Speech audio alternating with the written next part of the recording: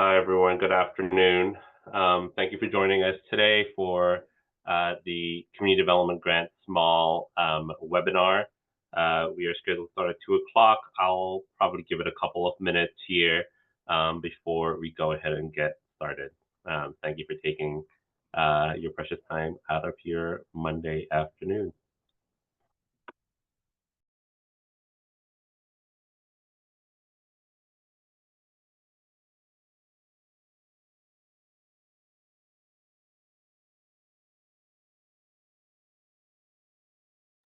Okay, without further ado, I think we go ahead and get this started. My name is Patrick Liao. I'm a member of the Guidehouse team who will be serving as the program administrator and will be part of the team that's considering all of your wonderful applications that are going to be coming in. We could go to the title slide, Kenny. And before we start in earnest, I will just hand it over to Hannah Jones for a quick introduction. Thank you, Patrick. Hello, everyone. My name is Hannah Jones. I am the Director of Economic Recovery for the Department of Planning and Development. The Economic Recovery team oversees many grants that were established at the onset of the COVID-19 pandemic to address the economic harm that was brought about by the coronavirus.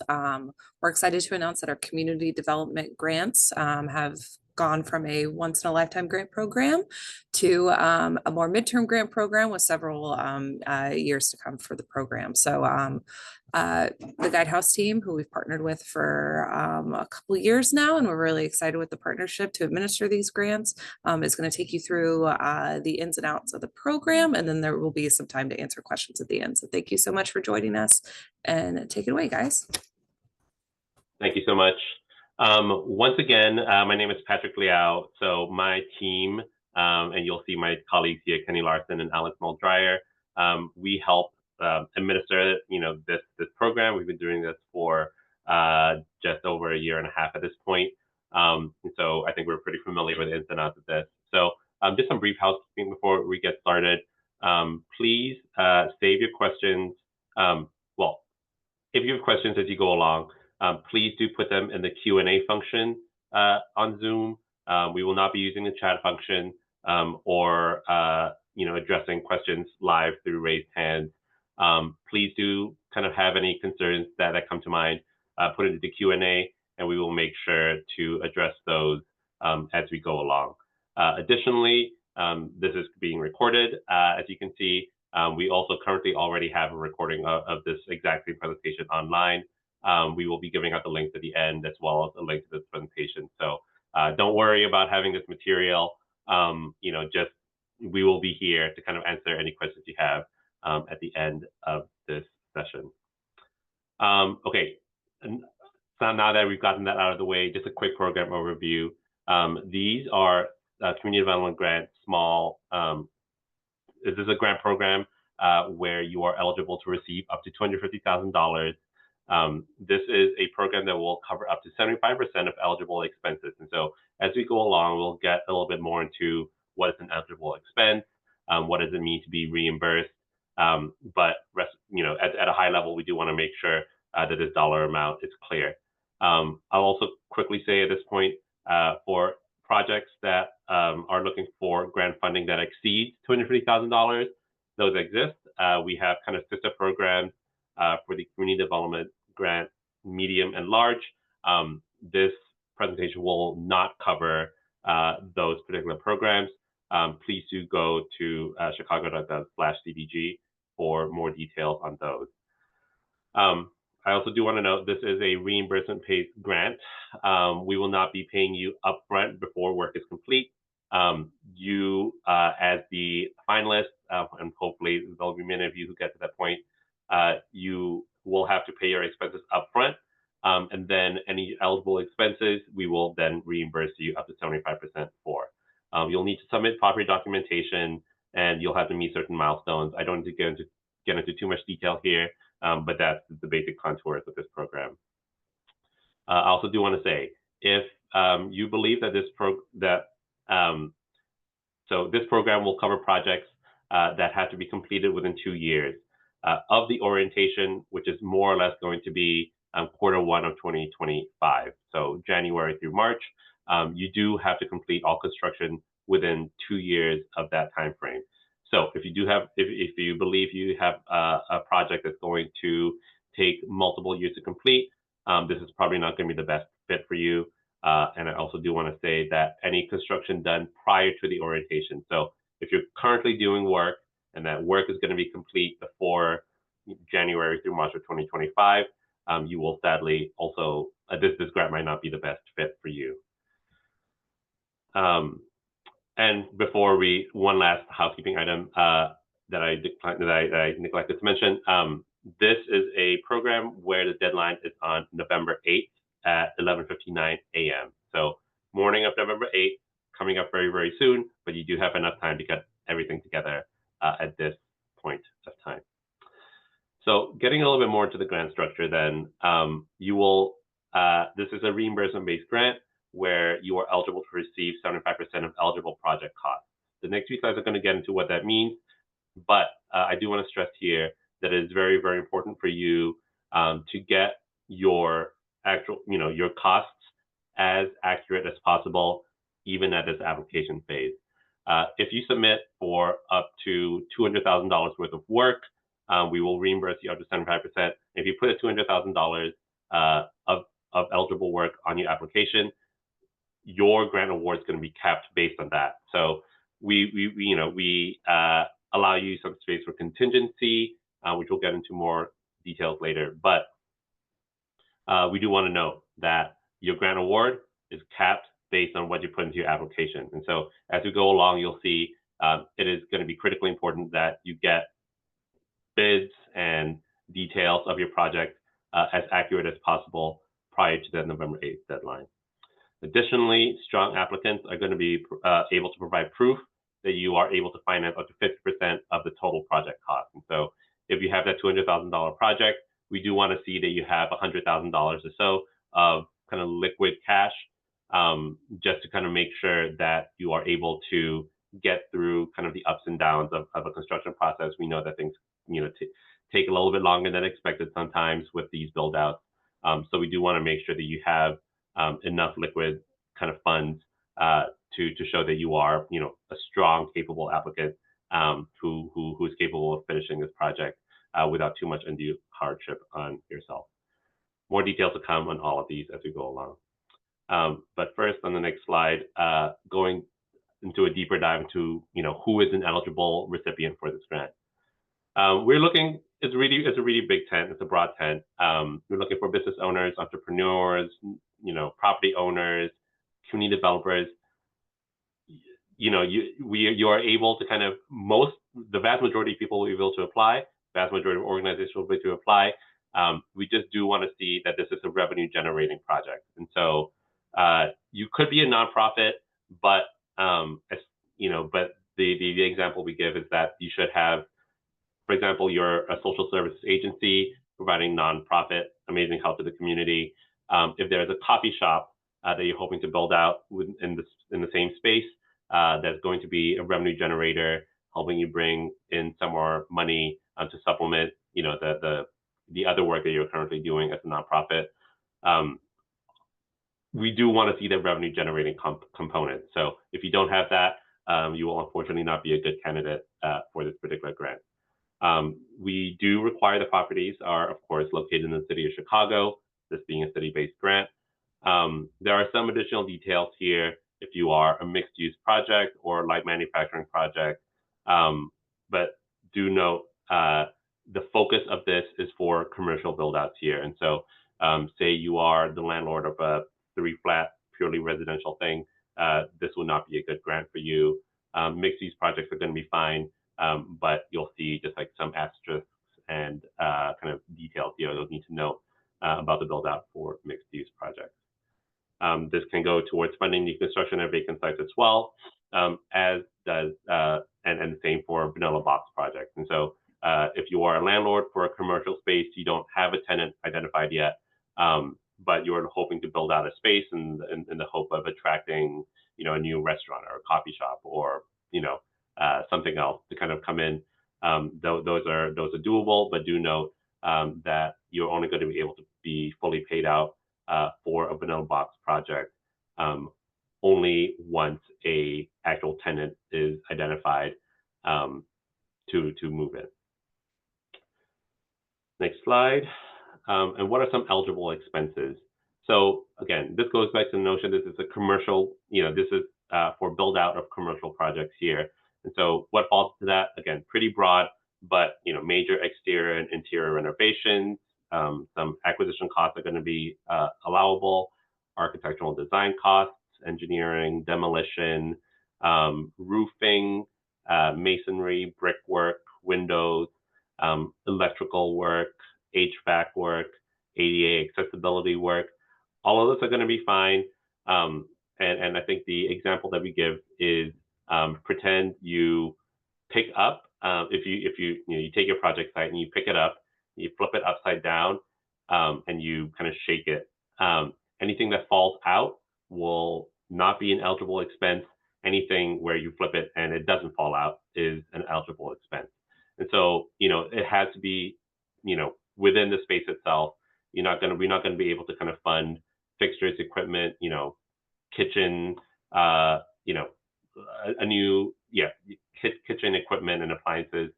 Those will not be eligible expenses here. And I do also want to note that any contractors they hire for this work, you will need to make sure that they have an active City of Chicago license and insurance policy. Next slide.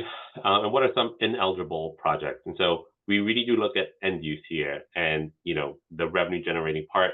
This is what I'm going to return to again and again. So if you are a project where, you're only providing social service and assistance, if this is a place of worship, if you're kind of doing heavy industry, any general non-revenue generating activities, that is, not within the bounds of this project. And that will not be what the City of Chicago is looking for right now. Additionally, if this is a residential or home-based business, that's great. We love the entrepreneurial spirit, but we are looking for build out of commercial spaces here. If you think your project's going to be, going to take a long time to be completed, and exceeding that 2 years that we talked about earlier, if you've already received another DPD grant, if your construction has already been completed, all of those are scenarios where you would not be eligible to receive this grant funding again. I see some questions coming in. I'll just say here, if you have further kind of more detailed questions about whether your project is eligible or not, we will have this email address at the end of the presentation once again. But please do email us at dpdgrants@cityofchicago.org. This will allow us to give you just a much more fuller dig into whether your particular kind of vision is a good fit for this grant or not. Okay, owner's representatives. This is a slight diversion, but we do want to flag that this is an eligible expense, which could be a great help for you and your project. We've got over 200 projects that we're administering right now, and we've seen over and over again that sometimes the skills and the experience and the knowledge necessary to become a successful florist or bakery, those are very, very different from knowing how to shepherd a construction project for the build out of a space from kind of genesis to completion. And so we do want to say, owners representatives, these are a potentially helpful resource for you. These are professionals who have seen many construction projects kind of happen, during the time doing this work. And so they are dedicated resources for you to advocate, to advocate for your interests throughout this process, starting with planning and design and construction, and through, to the construction and the completion of this project. And so these are people who are going to be able to provide you with key advice on how to make sure that you're engaging community partners and your local alder as you go along, facilitating communication with us and the city as program administrators, overcoming kind of delays and roadblocks. All of these are eligible expenses. You're going to be able to provide to include them in your project budget. You definitely don't have to use them, but we found that many applicants have a smoother ride with an owner's representative representative on board as well. Okay, I'm going to do a couple slides of application process and then hand it over to my colleague. Next slide. Readiness and feasibility. We do want to see that you are, in this application here, we really do want to see that you are ready to kind of hit the ground running. And so in Submittable, which is the platform that we're using to kind of collect all your responses and applications for this, we do want to see an itemized budget. And what exactly it means to be itemized, we'll get into. But the best applicants are ones who already have a detailed budget, detailed design documents provided by an architect, that 50% proof of financing for the total project cost that we talked about, and just proof that you are a viable business. We're definitely not ruling out startups. We love our startup awardees, and there are quite a few of them. But business plans, text documents from previous years, these are items which are going to be able to kind of show us that, hey, this is a successful business, or someone with a really great understanding of their market, and that you have a plan to move forward, and this grant is just going to help you get to that next phase of development for your idea. Site control. All applications must include proof of site control. So basically, that you have the ability to do the work that you're envisioning in the site that that you're proposing for. So there are three different kind of options that you're able to provide. You could give us a lease. If you have an executed lease in your business's legal name. We do want to see if you are a renter or of this commercial space, that you do have the ability to have this for multiple years, or if it's a shorter lease, that you have the option to renew.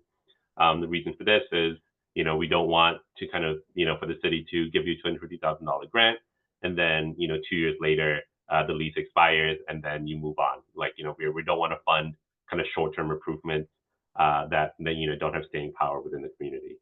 Additionally, if you already own the space, that's great. We do want to see just like that deed or real estate contract for that project location. Or if you're kind of in the process of you have a site identified, but you don't quite have site control yet, we are also able to accept a letter of intent. Which is just a document showing that you have the outlines of the agreement with the potential landlord. Again, everything has to be in the name of your business entity. Okay, at this point, I'm going to be handing it over to my colleague to go through the rest of this presentation. All right, thanks, Patrick, and good afternoon, everyone. My name is Kenny Larson, and I'm excited to be here with you today. So once you start your application, you'll see a project financing table that you're asked to fill out. And this is when you provide details about the funds that you have to move your project forward. This demonstrates that your project is actually feasible and able to be accomplished. So as project owner, you must provide proof of financing for at least 50% of your total project costs. Like Patrick mentioned, this is the total project cost, not grant award. So if your total project is going to cost $1 million and your grant award is for $250,000, we want to see 50% of the $1 million, not the $250,000. So we also do want to see evidence of those funds. And on the next slide, I'll highlight what constitutes evidence to show you have these funds. But let's start by taking a look at what is considered an acceptable and unacceptable form of proof of financing. So on the top right, we can see this sort of detailed example of what a strong form of project financing would be. And this is actually what the table will look like on your submittable form as well. So first, you want to make sure that there's specific evidence that's actually attached to your application itself. So as you can see here in the top left, it says business checking / savings account for $130,000. And it actually mentions that there's a bank statement that's attached to that application as well. That is a form of evidence that you can provide to show that the funds you say you have are actually in your possession. So that always goes a really long way in demonstrating that your project has evidence backing it. And we generally recommend that if you can provide evidence, you should. Additionally, we want to make sure that all of your funding types add together to be 50% of the total project cost.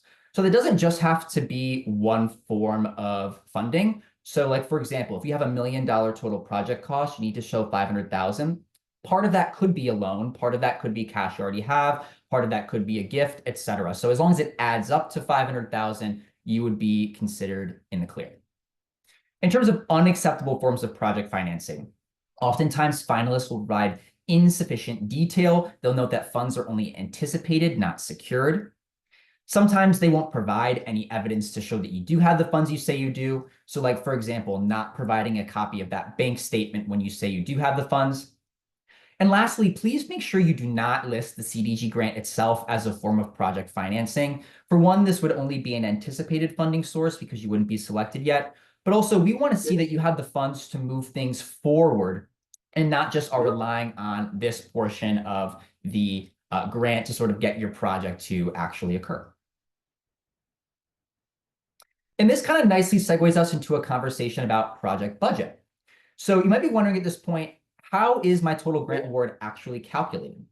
Well, we'll ask you to fill out a table, which we'll show you in a minute here, to detail the eligible itemized expenses that will go into your project itself. Now, like my colleague Patrick mentioned, we do strongly encourage you to have these costs be backed by contractor estimates. And the reason for this is because your grant award itself is going to be based exactly on the costs that you provide in your application.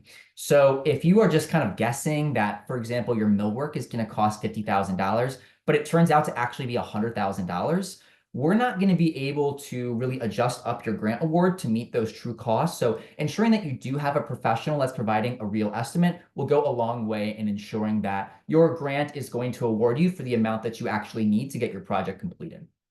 Please keep in mind that if you are selected as a finalist, you will be asked to provide comparable itemized bids from general contractors regardless, so it does behoove you to obtain them now. We also strongly recommend that you can include a contingency line item within your project budget. Now, if any of you have ever done construction costs before, you probably know that, maybe you start off with a bid, you got a great estimate, and then your contractor comes back and says, well, actually costs have increased, we didn't anticipate this. Including a contingency allows us to provide you with some flexibility in case those costs do change as the process moves forward. So if you get quoted at $50,000 for your interior plumbing and it winds up being $55,000, that extra 10% above the original estimate, we can count against your contingency. So we do recommend you include it. So here's what that project budget table looks like. And I do want to just make a couple of quick flags that you should keep in mind when you are working on this section. Strong project budgets will do the following. First is they'll have accurate cost estimates. Keep in mind, this is exactly what we base your grant award off of. So having accurate costs is really important. Two, we recommend that these are backed by contractors, not only because he's ensured these costs are accurate, but it also shows you've already done that due diligence work, you're ready to hit the ground running, and you have extra evidence in support of your application. We also recommend that these costs are sufficiently itemized. So we use this to calculate your grant award, which means that we want to ensure that the scope of work that you're proposing is actually eligible for reimbursement and that we have a clear understanding of what it is that you're trying to do. If you have somebody that just says construction costs $100,000, that's a lot less detail than somebody that says interior plumbing work $25,000, exterior plumbing work $25,000, and really goes through and provides the sufficient level of detail we need to understand your project. And lastly, we want you to only include eligible expenses in this project budget. Now, we kind of went through what those eligible items generally look like earlier in the presentation, so I do encourage you to refer to that, or if you have any concerns, to email that DPD grants inbox that my colleague Patrick mentioned, and we'll talk about toward the end of today's presentation as well. But also, like Patrick mentioned, if all else kind of fails and you just want to do a gut check on what's eligible, remember, imagine picking up your building, flipping it upside down and shaking it. Anything that falls out is generally considered ineligible. So independently of those, we also do recommend that if you have any design or construction documentation to submit at that time, that you do. And there actually is a section on the submittable form allowing you to submit that documentation. So what might that include? Well, there's nothing in particular where we're asking you to submit for sure, but perhaps you already have 3D renderings, maybe some visualizations of the interior of the space, perhaps some preliminary drawings or storefront elevations. Anything like that is really helpful to include and really shows that your project has a high level of readiness, which is something that we'll definitely take a closer look at when we're reviewing your application. So anything you've got, submit it if it strengthens your application. So you're probably wondering at this point, Kenny, we've heard a lot of information about everything that goes into the application, but how is my submission actually reviewed? So what I'm going to do is I'm going to walk you through sort of the 4 stages of our application review process so you can understand how everything sort of fits together into this broader puzzle of application review. The first thing we do is look to see how ready your project is to begin. This is when we'll take a look at your site control documentation, whether that be a deed, a lease, a letter of intent.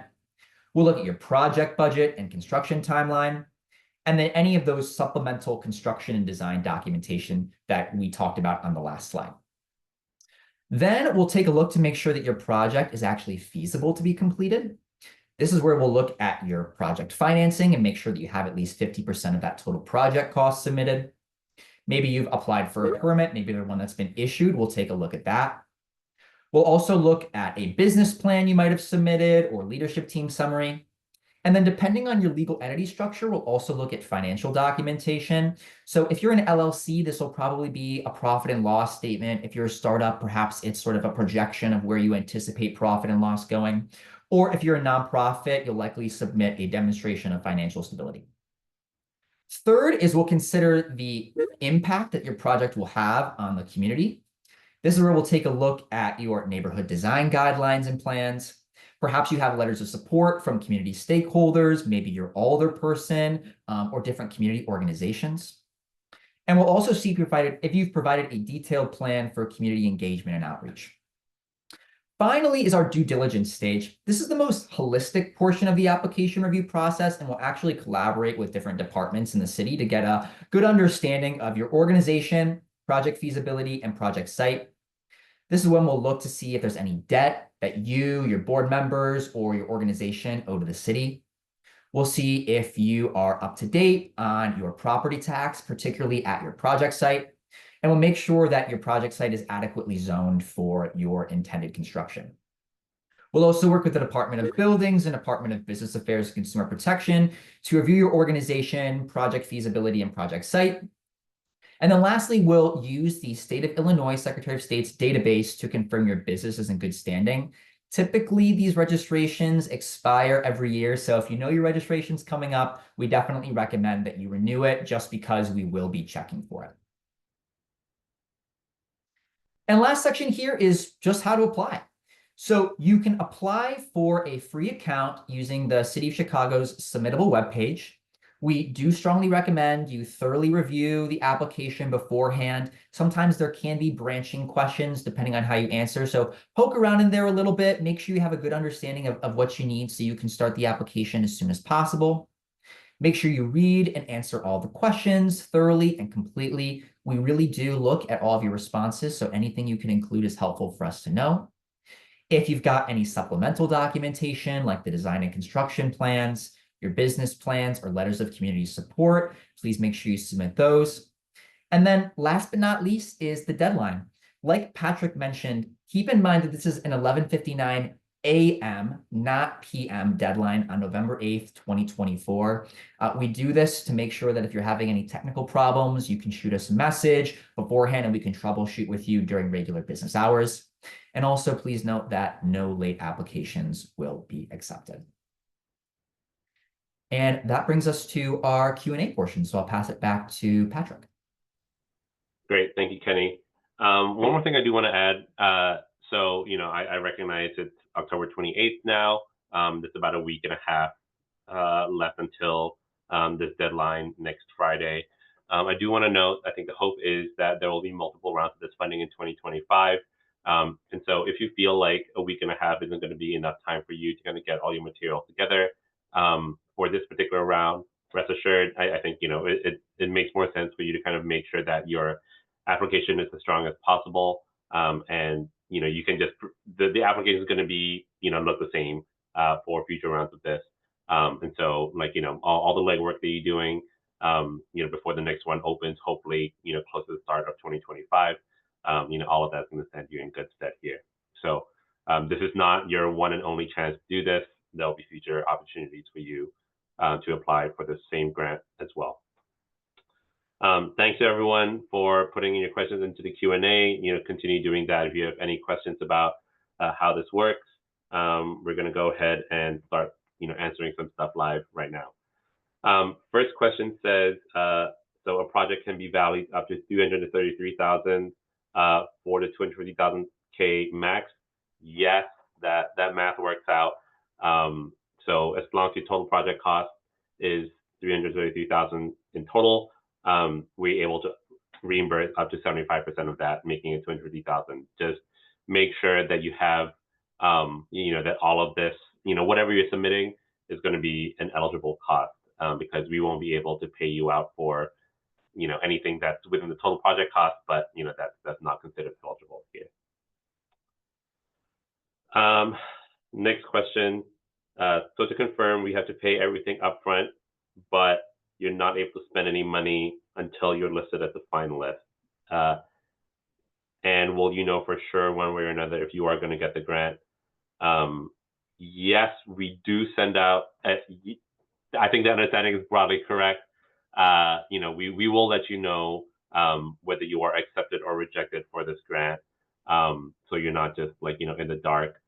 We are not able to provide detailed reasoning for those who are rejected. We're not going to be able to tell you proactively just, hey, here's why your application fell short.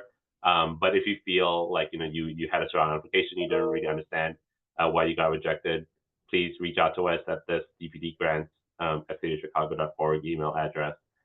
We will be able to kind of walk you through in brief, just why you got a no for this particular round. Is there anything else from the anyone else on the team would like to add to that? Yeah, so Patrick, I'll chime in here a little bit. So, this is a reimbursement-based grant. So you do have, we are only able to reimburse after we review all the documentation that you submit, making sure that, a licensed GC completed the work, that it was for the costs that were agreed upon in your grant contract. And the reason why we don't allow work to start before your attendant orientation as a finalist, which is a more detailed orientation than this one, it goes into the nitty-gritty of all the required documentation, things of that nature, and really just dives in pretty thoroughly, is because it's very difficult to back into work that has already been completed before you attend that orientation. So we just want to make sure that the way you're paying for the cost of the work aligns with what is required. Because as a reminder, these are public funds, so we have to ensure that the documentation is there to back up all of the work that is done. Great, thank you, Hannah. Kenny, do you want to tackle the next question here? Yes, for sure. So in terms of the average length of time it takes to get reimbursed, great question.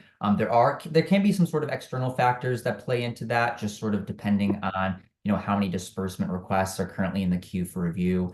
Generally speaking, though, in terms of our reimbursement process, once you initially submit, our Guidehouse team will conduct an initial review.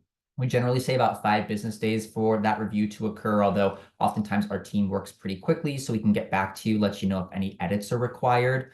Generally speaking, that revision process is what can hold up the disbursement. So sometimes, if you have a number of edits that need to be completed and it does take you a while to process those revisions, that can certainly slow things down just because we have to wait for you to complete those revisions. And then we will pass it off to the city for their rounds of review. That can generally take a few weeks to be conducted. And then once that's finished, we'll let you know if any additional revisions are required. And assuming that they're not, we'll pass it along to the Department of Finance. Originally, our guidance was that it would take about 10 to 14 business days for DOF to receive your reimbursement request and then send the funds to your bank account, with a potential 1 to 2 business days at the tail end for your bank account to take the wire and move it into your bank account.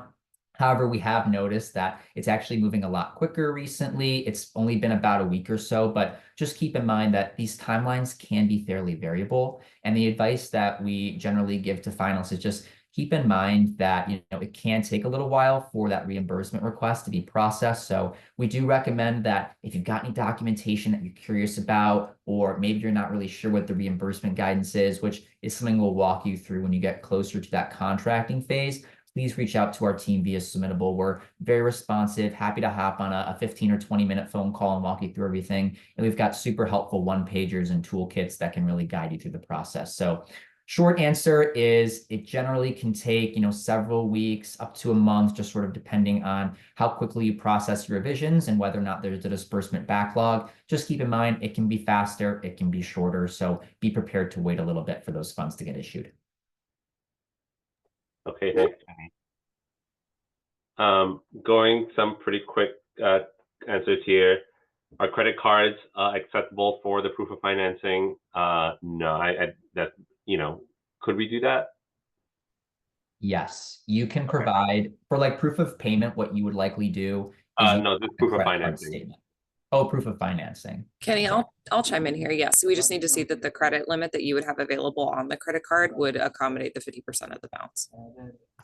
Yeah. If a nonprofit operates out of a church, does it qualify? I don't think we've seen too many examples of organizations working out of a place of worship. I think, as long as it's a revenue generating end use, that's probably going to be fine. But, we would kind of, look at that application a little bit closer. And if you have any more questions on that, feel free to email us at that point. We've answered the reimbursement question. Does the definition of retail work include lounge concession build-outs for a cinema? I don't think we've seen this before. But as long as it's a revenue generating component of the cinema, I guess I don't see any issue with that. Just based on what is being described there, it sounds like it would be an eligible use. Yeah. Is there a cap on the cost for owner's rep? No, I don't think there's a percentage cap on that. Those are going to be eligible expenses that you are able to include. Just keep in mind, though, we do want the majority of your grant to be going towards the capital improvements. They cannot go majority towards soft costs such as land acquisition, architectural fees, and owner's reps. So we need to be seeing in your construction project budget that it is majority towards those capital improvement expenses such as electrical, masonry, things of that nature. Yeah. Next question is about tax returns. On Submittable itself, I think you'll see that you'll just need to upload your federal income tax return, ideally the latest year that you have, but just whatever you submit to the federal government will suffice there. We're not going to be able to answer too many medium and large grant questions here. They're going to have a lot more paperwork and a lot more details for you to jump through. Makes sense. You're going to be getting upwards of $1 million or so if you're selected for a medium or large grant.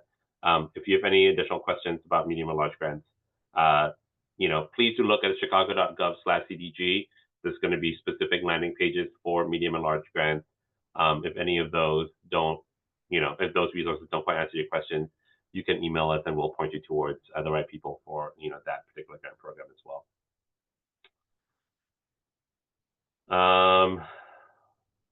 Some in here, which I don't know totally makes sense within the context of this presentation. An architect fee is going to be reimbursable. There's another question here about just the needing some capital costs to start up.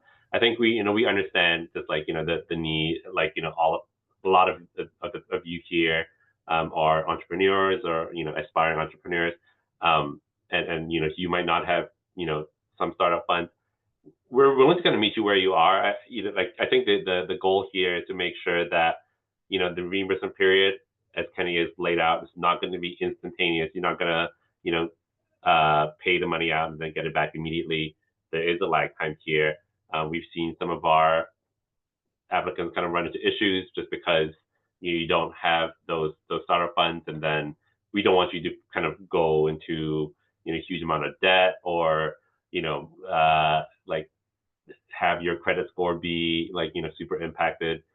Those are kind of not where we want you to be. We do want to see that that we're funding successful businesses here, and so that's the emphasis that we're placing on kind of having showing that you have enough cost to get the ball rolling at the start of this project. Are franchise owners allowed to apply for this grant? Have we seen this before? There's a limit on the number of franchises that they can own. I will, for the person who asked this question, please just shoot us an email at dpdgrants@cityofchicago.org and I will give you that exact number over to you. The ruling on that has changed over the years, and I just want to make sure I'm communicating it accurately. Hannah, would you also be able to kind of give some high-level overview of the distinction between CDG and the Small Business Improvement Fund and Neighborhood Opportunity Fund?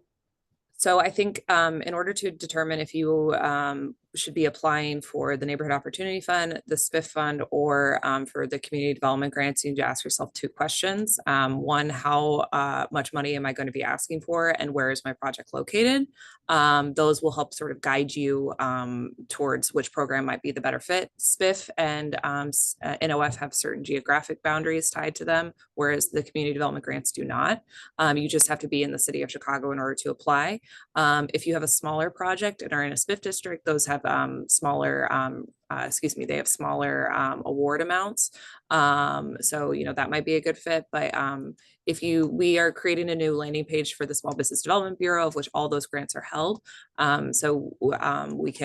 You can see some information and resources available based on those grants, the resource page available there. So again, DPD grants at cityofchicago.org. If there's anything that you miss here or that we don't answer as in depth as you might have needed, just shoot us an email and we can always send you some clarifying language there. Ooh, it is Monday, isn't it?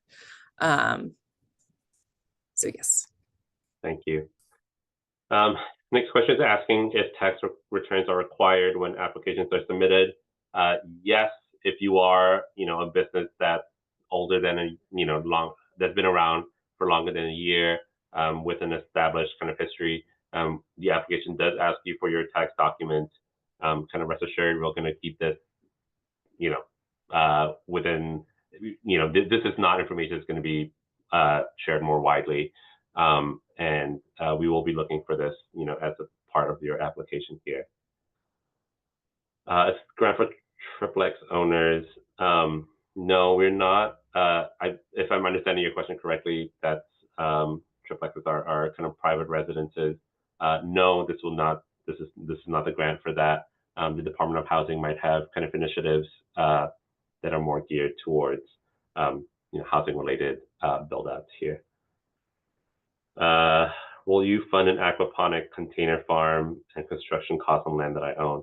I believe that would be fine. As long as that's revenue generating, that would be okay.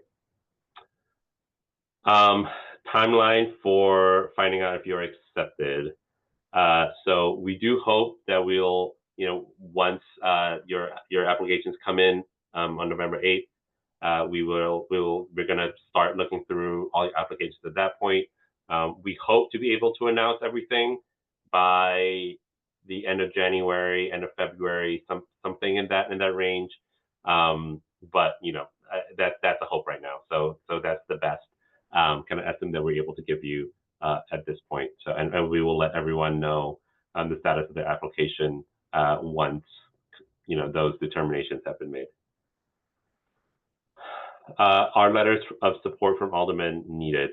It's not going to be 100% required. I think it's always going to be good practice, for you to kind of reach out to your alderperson just to see, to gauge kind of their reception for, the project you want to do.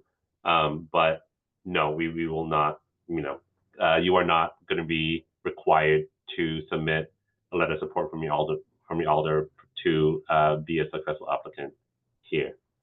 Patrick, to add some clarifying background there, they're not required for your grant program or for the grant program. However, we do want to see that you have done some research in the community to make sure that your business that you're applying for and any expansion, any new business is just something that would fit fit within the community and that there is community support for it. It's not required for the grant, but it does help, sort of help your application stand out. Great. Next question, if this is a second location of an existing business, how do you answer how long your business has been in existence? I think you're looking at the legal entity as a whole. So, however long your business as a legal entity has been around, how you should answer that particular question 2.4. What you need is proof for loan. I think just that actual loan agreement document between you and the SBA, that'll suffice as proof that you have that loan secured. Hannah, do you want to talk about kind of the total pool of money that you have to work with here? So on average, we award about 25 grantees per round. However, we don't, that is not a, if we make sure that everyone we're awarding has an application that we believe will have a successful project and will be a good fit for this program. So we do not just, oh, I have to award 25 this round. We go based on the number of applications that we receive that we would like to select, and then look at our funding. So on average, it's 25 applications, 25 grantees that we accept per round, which does fluctuate a little. And while you're off mute, if you have gotten TIF funds over the last year, are you going to be eligible for this grant here? If they were received through another community development grant program, so we haven't launched any mediums yet, so it would be a large, you would not be eligible for this program. We do have a section of the application that we ask you to list any city grants that you have received. A lot of the reasons why we screen for that is just to make sure that we aren't double paying for something through another grant program. So we just have to be pretty mindful and careful about folks who have been previously awarded other city funds. Someone has a specific question on the application of 7.1, which asks if your business is singularly owned. Yes, that means that you have one owner. So if you're a nonprofit, that would mean that you are not singularly owned there. Is WBE status a plus for this application? I mean, that's demographic information that we collect. But I do not believe that is like an explicit kind of factor that we consider while kind of considering these applications. Patrick, it is not an explicit factor, but we do want to ensure that we are awarding a diverse range of business owners throughout the city, not just by geographic locations, certain other demographics. We want to make sure that that we have a diverse pool of applicants and awardees. Yeah. Okay. If we are in renovation right now, can we just apply for the part that is not done as of yet? Yes. That is possible. You could split your work up into kind of two phases. So, phase one that's currently happening, and then you're talking about a phase two that this grant will be helping. That would be fine. That is allowable. The Small Business Improvement Fund grants limits applications to people with certain maximum net worth. Are there any such requirements here? No, we don't look at your particular net worth here. Basically, the question is also asking if family-owned businesses and buildings are more likely to get grants compared to franchises or corporations. That is not an explicit criteria for us either. Can my landlord contribute to my 50% of proof of financing if I only have 25%? I don't know. We haven't seen too many landlords helping. Yes, I think you could consider that as part of your pool of proof of financing. Yeah, funds from your landlord. I think that would be fine. Commercial, residential build outs. No, that's not going to be the goal of this grant. So we are not funding any residential, we are not going inside any private dwelling to assist with any build out that would be going on in there. As we mentioned earlier in the presentation, we are able to fund for building wide systems up to 25%. So if the entire building, say it's a unit, a residential unit above a commercial unit, primarily the work is being done on the commercial unit, but they do, the grantee would like to fund plumbing for the whole building. We can cover that as long as it doesn't exceed 25% of the total grant award, but no housing.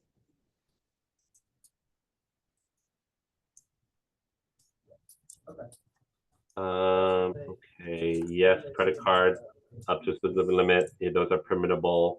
Proof of financing. Can you apply for several qualifying programs? So NOF and this. I believe that is yes. You will just need to, you will not be able to kind of receive both for the same scope of work. Yeah, so if you're applying for both, I guess there's no reason why that wouldn't be possible. But we do obviously want to make sure that you're not doing the same scope of work with 2 city-backed grants. Patrick, I'm going to backtrack. You cannot accept both an NOF and a CDG grant. They are part of the same bureau, so you cannot. If you apply for both, you can apply for both, but you have to choose which grant you are accepting. Got it. Okay. What happens if we find a cheaper contractor later on in the process after we've already been awarded the grant? Can you change, or are you stuck with the original one? Kenny, do you want to tackle that question? That's generally allowed. Yeah. I mean, one of the things that I will note is, as we mentioned earlier in today's presentation, if you are selected as a finalist, you'll be asked to submit comparable itemized bids. So that actually means bids from multiple contractors. So maybe you only have one bid that you've obtained at this time, and that's kind of the documentation that you're submitting. When you're an actual finalist, you'll be asked to submit multiple bids, and you can select which one you'd like to move forward with. And it's not unprecedented for finalists to approach us before they receive a grant contract and say, hey, look, I have a contractor that I want to work with. Can I switch what the bids that I'm using are? That is generally allowed. Just please keep in mind that we do require that all general contractors be licensed and insured with the City of Chicago. There are databases online that the city maintains that you can use to confirm that information. So we do recommend you do that as well. I will note though, if you do go with say you apply using one general contractor, and then when you're required to get a comparable bid, you find out that there's another one that can do the work for a little bit cheaper. Your grant award is ultimately determined based on the eligible costs that you are submitting. So say that the other grant or other general contractor has costs that come in a little bit lower, that does affect your grant amount. So we want to ensure that the bids are as accurate as possible, because that's what we hold for you, and we want to ensure that we are holding the maximum amount possible that we can go up to for your project. But if your costs end up coming lower and the amount of eligible costs goes down, that does affect your grant amount. So just being mindful there. Would you be able to apply for the medium and large and the small at the same time? You can apply for the medium, large, and small at the same time, but you cannot accept a small grantee if you are to go with a medium or large grant. So you can only accept one. Generally, we just don't see that often anymore, because the grant amounts are sort of reflective of the total project costs that you are seeking. So it just aligns a little bit better. Generally, people have a good idea of which program they want to apply for. Keep in mind also the application is not the same for the program. So there is more documentation and paperwork required for our medium and large grants, because they are higher dollar awards. Great. Next question is, can I employ multiple contractors working in the same time to finish my project faster? Kenny, do you want to tackle that particular one? Can you say the question one more time? Sorry, I missed a little bit of it. Yeah, whether you're able to employ multiple contractors just to get the work done quicker. So it's not unprecedented that there are multiple vendors that might ultimately wind up being, conducting work on your project. I will distinguish there is a difference between, like subcontractors that are hired by your general contractor and just like contractors that you're paying outright. Any contractor that you do choose to work with as part of this grant program is required to be licensed and insured by the city of Chicago. Especially if you're paying them directly. So we do require that, and it's something that you'll need to just communicate with us during the course of that process. We can assist you more directly and make sure you're uploading the right documentation. And then I will note, if you know that your general contractor is going to be hiring subcontractors, that's totally fine. We just recommend that you send all payments directly through your general contractor and let them disperse funds to subcontractors directly. Just because if you pay the subcontractors directly, it can make the reimbursement process a bit more difficult and will require us to see some additional documentation as well. So short answer is yes, you can have multiple contractors, but just be as communicative with us as possible so that we can make sure that you're uploading all the documentation you need to and that we can fully reimburse you when the time comes. Great. Next question here is basically whether a worker-owned co-op is eligible here. Yes, your business can have multiple owners. We do run kind of debt checks on, owners over a specific kind of threshold of percentage ownership of the legal entity as a whole, but totally fine for a worker-based co-op to be an eligible recipient of this grant here. That singularly owned businesses, that's just like a, I think that's just like a demographic information that we collect at the end of the application as a whole. If you are a licensed GC yourself and you're looking for a grant for your own building build out, can you act as your own GC? Kenny, we've seen a few of these examples. Yeah. Yeah, it definitely can be possible. We do have some folks that are acting as their own general contractors, and you can just sort of let us know ahead of time if you're planning to do that, and we can provide more tailored assistance to you while you're sort of submitting, construction documentation as well, and just make sure that you are getting the best advice possible. In general, just to summarize, any GC fee, any sort of fees, you do not get reimbursed for those. So if you're acting as your own GC, essentially we don't reimburse you for any of your labor, just the materials and the work associated with other folks as part of your contracting company. We don't recommend generally. It gets a little bit messier with your paperwork. If you're your own GC, it's possible, but it's not something we would actively encourage.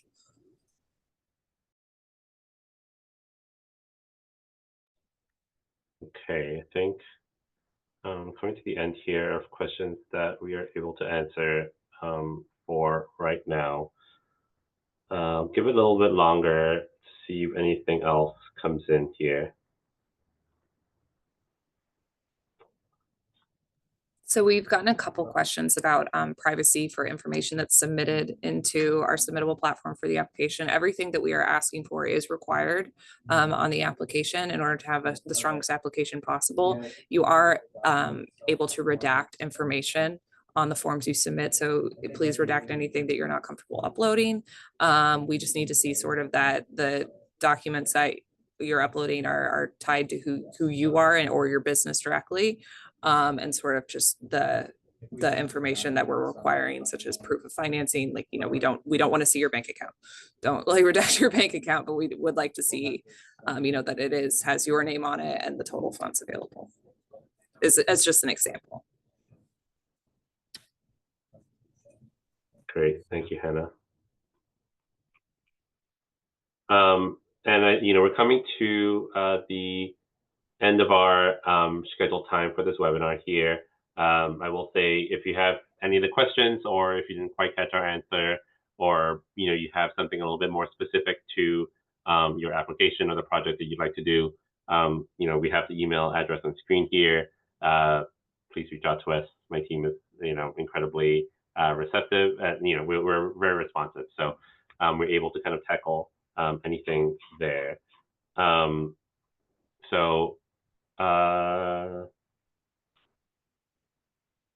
last question I have here. So if we don't get this one, are you able to reply in February for the next one? Yes. I think in that scenario, definitely feel free to reach out to us and see kind of if there are any particular portions of the application that could be made a little bit stronger. But we have seen applicants, apply for different rounds of funding because the first application failed and then they end up getting it. So yes, you will be able to reapply again when the next round opens at that point. And one last one to kind of bring us to an end. If you don't have 50% of the total cost already in hand, are you eligible? Yes. Again, this is not a strict requirement for you to have, proof of financing for 50% of the total project cost. It is just something that, helps your application stand out and puts you in the strongest position possible. But it is, but there are different points associated with it. But needless to say, not 100% requirement for you to be able to get this grant award. Just to piggyback on that, Patrick, in general, these are things that we're requesting in order to make sure that we have strong projects that are going to be seen to the finish line. Every question has a score associated with it. So if you are not able to show 50% proof of financing at the time of application, just ensure that your other areas of your application are strong. Similar with the community impact, we encourage it is not a aldermanic letter of support section, it's a community impact section. So community groups, if there's other businesses on the corridor who support your project and there's an ecosystem there that you guys would like to describe, please tell us about that. Chambers of commerce, elected officials, it's not explicitly just aldermanic support, other folks, and if you can show support from them. We just want to see that this project is something that's going to be impactful in the community, and again, that section really helps your project stand out. So we just encourage anything you can upload to demonstrate that there is a need, a demand, support for the project. So. Great. Well, we are at 3 o'clock now. Thank you so much for everyone's time here, and we look forward to reviewing all of your applications come November 8th. Thanks, everyone.